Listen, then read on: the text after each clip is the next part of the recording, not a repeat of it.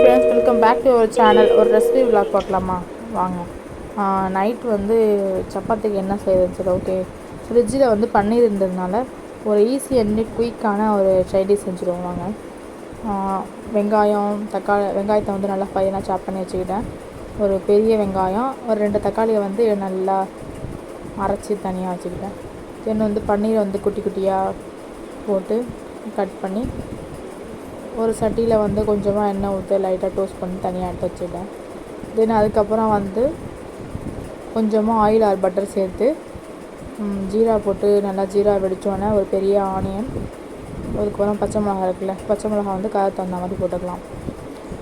உப்பு போட்டு நல்லா வதக்கிக்கிட்டேன். வதக்கினதுக்கப்புறம் இஞ்சி பூண்டு பேஸ்ட்டு ஒரு நல்லா 1 டேபிள் ஸ்பூன் மாதிரி போட்டுக்கிட்டு நல்லா ரா ஸ்மெல் போனதுக்கப்புறம் நம்ம அரைச்சி வச்சுருக்கேன்னு சொன்னேன்ல தக்காளி பேஸ்ட்டு, அதையும் ஆட் பண்ணி நல்லா லேசாக வதக்கிக்கணும். நல்லா பச்சை வாசனை போகிற அளவுக்கு வதக்கிக்கணும்.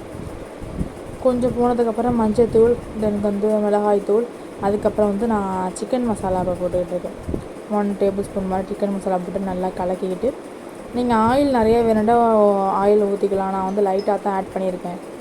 ஏன்னா நானும் பிரதரும் தான் சாப்பிட போகிறதுனால லைட்டாக தான் ஆட் பண்ணியிருக்கோம். தென் அதுக்கப்புறம் வந்து நல்லா கொதி வந்ததுக்கப்புறம் கொஞ்சமாக பிரியாணி மசாலா வேண்டாம் போட்டுக்கலாம். டேஸ்ட்டு நல்லா கொடுக்குங்க. பிரியாணி மசாலா போட்டுக்கிறேன் நான். அதுக்கப்புறம் வந்து நம்ம இப்போ தனியாக எடுத்து வச்சுருந்தோம்ல பன்னீர், அதை ஆட் பண்ணி பன்னீரை ஆட் பண்ணோன்னா ரொம்ப நேரம் கொதிக்க விடக்கூடாது. ஏன்னா பன்னீர் வந்து அழுத்தம் கொடுத்துரும். அதனால் பன்னீரை போட்டோன்னே ஒரு 3 to 2 மினிட்ஸோடு ஆஃப் பண்ணிடணும். ஓகேவா? இப்போ நம்ம ஈஸியாக அண்ட் டேஸ்டியான பன்னீர் சப்ஜி எது வேணாலும் சொல்லலாம், ரெடி. ஓகே, பாய். அஸ்ஸலாமு அலைக்கும். லைக் பண்ணுங்கள், ஷேர் பண்ணுங்கள், மறக்காமல் சப்ஸ்கிரைப் பண்ணுங்கள். தேங்க்ஸ் ஃபார் வாட்சிங்.